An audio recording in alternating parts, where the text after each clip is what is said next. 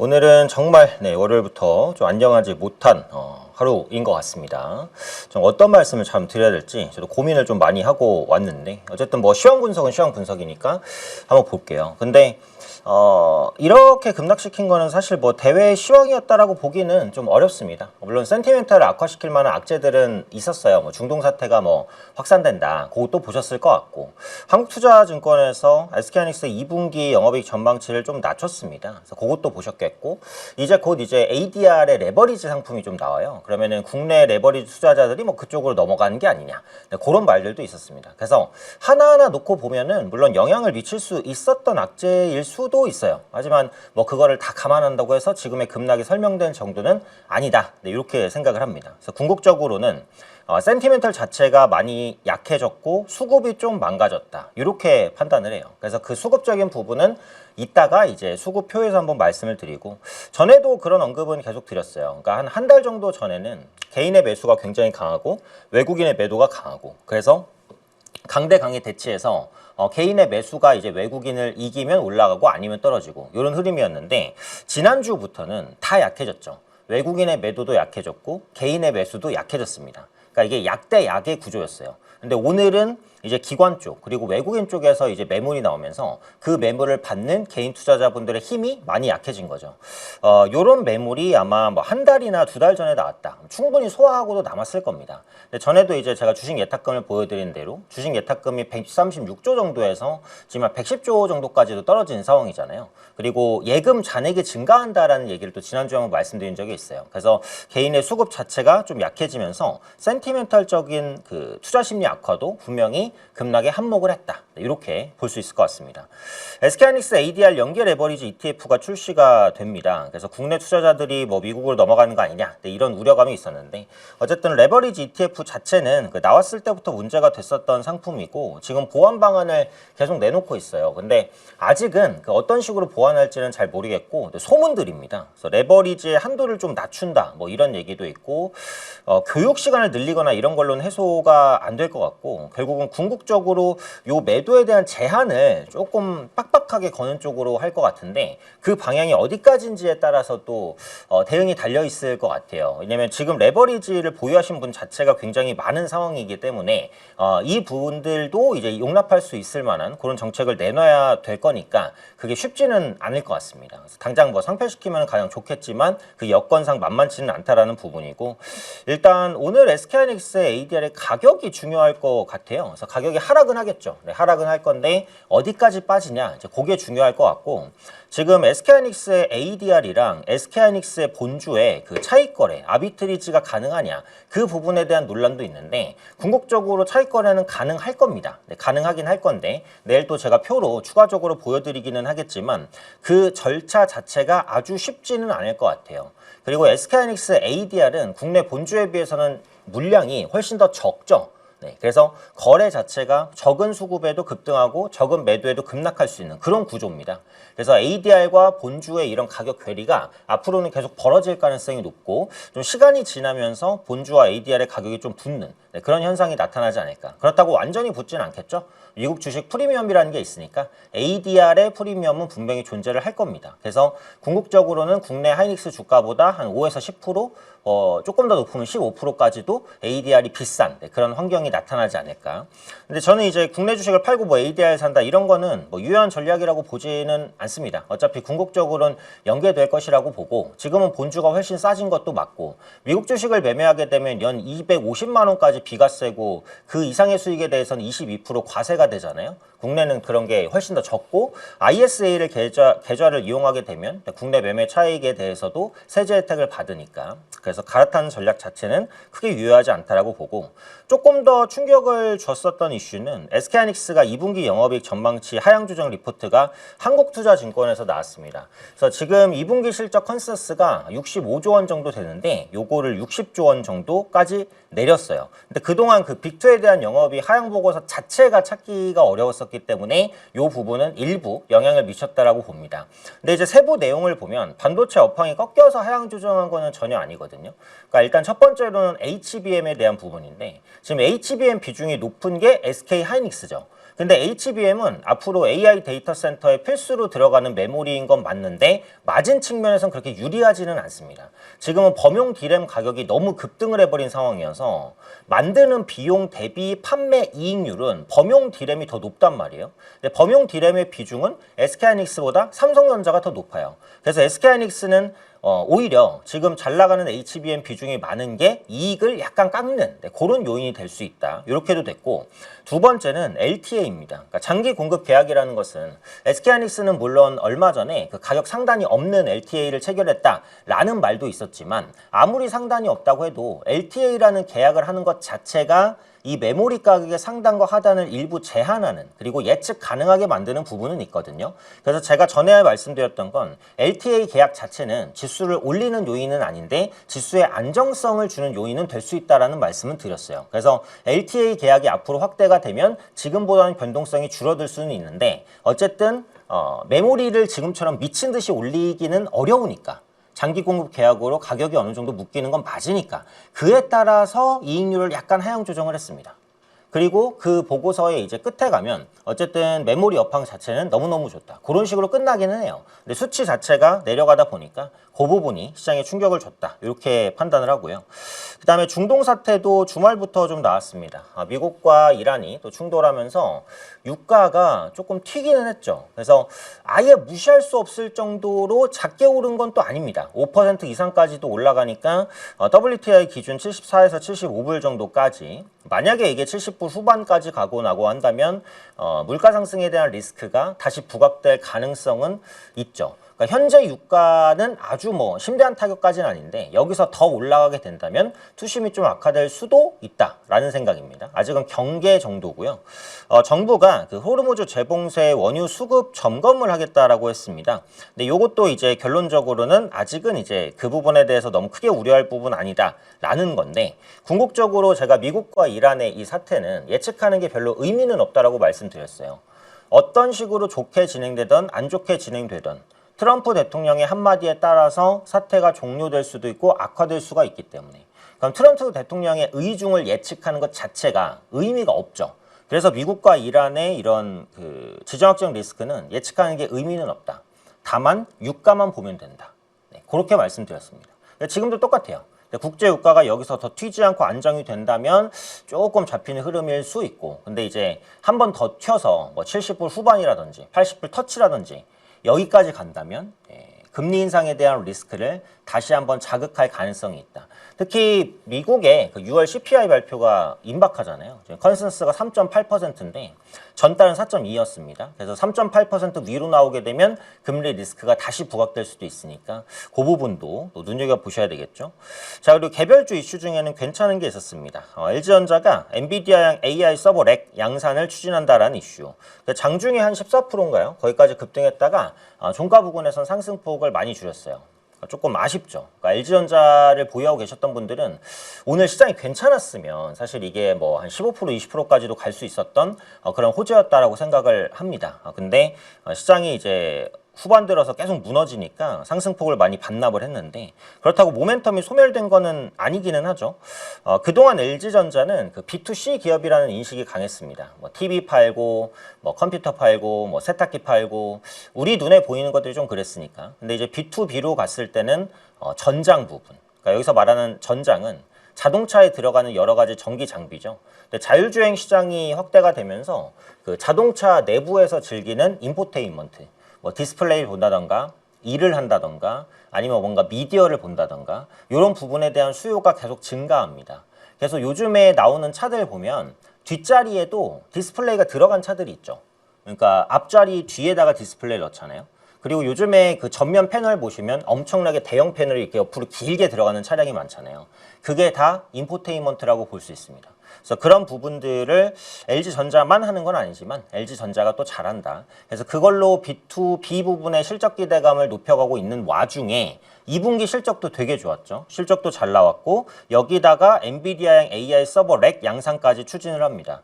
LG전자는 또 전에 말씀드렸지만 냉각 부분의 강점을 가진 업체거든요. 그래서 칠러라든지 아니면 냉각 관련된 여러 설비들, AI 데이터 센터에 제공할 수 있는 여력들이 있기 때문에 이 부분들은 시간이 지나면서 점진적으로 반영될 부분이라는 생각은 있어요. 그래서 LG전자는 중장기적으로 기대감은 좀 가져갈 수 있다. 다만 오늘 시장 상황이 너무 좋지 않았기 때문에 그에 따른 영향을 받으면서 좀 윗꼬리를 달았다라는 겁니다. 그래서 시장이 안정화되는 구간이 온다라고 한다면 LG전자도 한번 체크해 볼 만한 기업이면은 좀 분명해 보인다 이렇게 생각합니다. 오늘 이제 시장이 급락했는데 또 은근히 올라간 섹터나 버티는 섹터들은 좀 있었어요. 그래서 오늘의 시장 급락이 무조건 이제 한국 갖다 버리고 이제 가자. 라기보다는 시장의 수급의 층이 좀 많이 약해졌기 때문에 그 부분에 따른 급락이었고 시장에 남아있는 자금들은 그럼 상대적으로 또 어떤 싼 섹터를 가볼까 이런 생각들은 꾸준히 하고 있다라고 저는 봅니다. 그건 이따가 제가 수급표를 보면서 한번 말씀을 다시 한번 드리고요. 지금 굉장히 덥습니다. 네, 저번 주말부터 오늘까지 날씨가 이제 어마어마하거든요. 그래서 여름 관련된 종목군들 지금 뉴스에 나오는 기사 보시면 또 전에 말씀드렸던 거지만 유럽도 40한 5도까지 북미 지역도 진짜 엄청나게 덥습니다. 유럽은 에어컨 다는 것도 그 주민들의 허가를 받아야 된대요. 그 동의를. 밖에다가 이제 실외기 같은 거 설치하는데 미관을 해치지 않는다라는 보장이 있어야 에어컨 실외기를 달 수 있다고 합니다. 우리 입장에서 생각하기 힘들죠. 만약에 내가 아파트를 사는데 에어컨을 달라 그래. 근데 실외기를 달 건데 우리 집 밖에 다는 거지만 주민들의 동의를 받아야 된대요. 되게 불편하죠. 그래서 그런 것들을 무시하고 그냥 에어컨을 다는 사람들도 있다고 합니다. 주문도 엄청나게 밀려 있고요. 그만큼 폭증하는 수요들 그리고 국내에서 찜통더위 이제 예약이 돼 있는 상황에서 위닉스, 파세코, 신일전자 그러니까 이런 개별주들은 원래 시장이 안 좋을 때 좀 더 주목받아요. 그러니까 가는 섹터로 가자. 네, 이런 수요가 좀 있기 때문에 정유주 강했습니다. SK이노베이션, SOL, GS. SK이노베이션은 이제 2차 전지 주기도 하고 정유주기도 합니다. 그래서 더블 모멘텀을 받았어요. 오늘 2차 전지주도 괜찮았으니까. 그래서 지금 정유주는 유가 상승에 따른 기대감이라고 볼 수 있겠죠. 네, 일단 재고 차익에 대한 기대감 다시 부각될 수 있고 정제 마진 높은 수준입니다. 그래서 정유주는 2분기, 1분기 실적이 굉장히 좋다라고 말씀드렸고 2분기도 기대할 부분이 있다라고 꾸준히 좀 말씀을 드렸던 섹터긴 한데 그래서 정유주도 일단 이런 약한 시장에서는 조금 살아남는다. 그렇다고 이쪽을 매수해서 뭐 수익률을 방어한다 이건 지금 생각하기는 좀 어렵고요. 보유하고 계신 분들이 좀 보유할 수 있는 영역이라고 보여져요. 자, 2차전지주 오늘 반등을 했습니다. SDI, LG엔솔. 일단 SDI의 2분기 실적이 중요할 것 같아요. 그러니까 지금 컨센서스를 보면 적자를 크게 줄일 것이다. 500억 이하로 적자 낼 것이다. 이런 전망이 있고 어쩌면 흑자 전환을 할 수도 있다. 이런 전망도 있습니다. 그래서 두 가지 전망 중에 뭐가 맞을지는 모르겠지만 궁극적으로 이제 적자를 많이 줄이거나 흑자 전환하면 투심 개선에 도움 될 것 같아요. 근데 저는 2차 전지주는 좀 보수적으로 계속 말씀을 드리고 있습니다. 왜냐면 지금 시장이 너무 안 좋기도 하고 2분기 실적 시즌이기 때문에 궁극적으로 살아남을 종목은 실적주다. 저는 이렇게 생각해요. 그래서 그 관점을 계속 말씀을 드리고 있기 때문에 근데 2차 전지는 실적이 개선되는 섹터지 실적이 잘 나오는 섹터는 아니라서 반등이 있을 때 이 반등의 지속성이 있을까? 물론 아주 길게 본다면 2차 전지주를 뭐 보유할 수 있다고 생각합니다. 미래 성장성은 명확하니까요. 뭐 전기차 뭐 나중에는 회복되겠죠. 그리고 AI 데이터 센터, ESS 고성장 계속 보이고 나중에는 로봇 배터리까지 연계되는 걸 보면 2차 전지는 버릴 수 없는 섹터인데 시기적으로는 당장 주목받기는 조금 어려울 수 있겠다. 그래서 아주 길게 보유를 하실 분이 아니시라면 2차 전지주도 이렇게 반등할 때 비중 조절을 좀 하셔서 다른 섹터를 좀 추매하는 자금으로 쓰시는 게 좀 좋지 않을까 이런 생각도 있습니다. 그리고 은행주 강했습니다. 하나금융지주, K뱅크, JB금융지주. 우리나라의 금통위가 예정이 되어 있고요. 25bp 금리 인상이 거의 확정적입니다. 한 번만 올릴 것 같지도 않아요. 적어도 한 2번 정도 금리를 올릴 것으로 현재 예측이 됩니다. 그래서 금리 인상의 수혜를 받을 수 있는 은행주, 그리고 제가 오늘은 섹터에 안 넣었지만 보험주까지도 강한 모습이 좀 나타났고, 편의점주도 자주 체크를 해드렸던 섹터입니다. BGF 리테일, GS 리테일. 그러니까 이게 실적은 배신하지 않는다라는 말을 계속 보여주고는 있어요. 그러니까 지금 반도체가 실적이 잘 나오는데도 불구하고 너무 높았던 기대치를 좀 소화하고 뭐 레버리지 문제도 있고 굉장히 복합적인 것들이 반영되면서 이제 급락하고는 있지만, 반도체를 제외한 실적주들은 하방을 버텨주거나 아니면 선별적인 상승을 이끌어가고 있기는 합니다. 그래서 반도체도 어쨌든 센티멘탈이 돌아서는 시점에 있어서는 실적을 기반으로 반등할 수도 있다. 근데 지금 추세적으로는 조금 안 좋죠. 그래서 추가적인 조정 가능성이 있긴 해야 되지만, 오늘도 올라온 섹터를 다 보시면 실적이 잘 나오거나 실적 기대감이 있거나 뭐 여차저차해서 어느 정도 실적으로 엮인 섹터들이 올라왔습니다. 신재생도 제가 꾸준히 말씀드리는 섹터인데, 전력의 쇼티지에 대해서도 언급을 좀 드렸어요. 그래서 지금 전력기기도 물론 부족하고 변압기도 부족하고 다 부족하지만 전력 자체도 부족하다라는 말씀을 드렸습니다. 그래서 1번으로는 태양광, 풍력 이런 종목군들, 그 다음에는 원전, 여기까지도 항상 귀추를 좀 주목해 볼 필요가 있다는 건데, 이것도 좀 아쉽죠. 오늘 시장이 안 깨졌으면 OCI홀딩스나 CS인드는 훨씬 더 크게 갔을 거라고 생각을 합니다. 근데 오늘 시장이 좀 깨졌기 때문에 상대적으로 좀 못 갔었던 그런 흐름들이었는데, 이런 폭락장에서 플러스 마감했다는 것 자체가 그만큼의 강세를 좀 유지시킬 수 있게 만드는 부분이다. 그래서 플러스 알파를 찾는다면 철저하게 실적주, 실적주인데 기술적인 부담이 적은 종목, 그렇게 계속 말씀을 드려야 될 것 같아요. 국내 주요 이슈 보겠습니다. 그나마 다행인 점을 생각해보면 환율이 안정됐습니다. 그나마 다행이죠.